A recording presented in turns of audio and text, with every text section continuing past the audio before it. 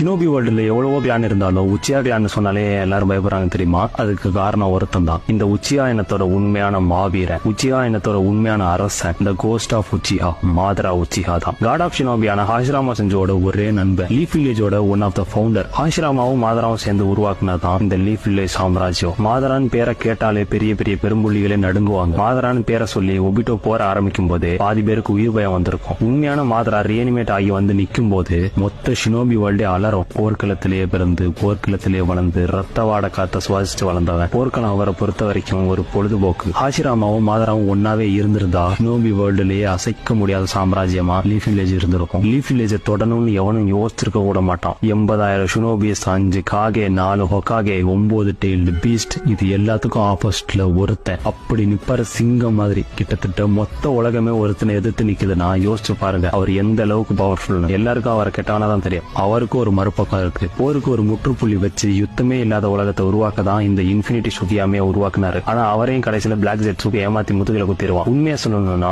மாதராவும் ஒரு broken hero தான்.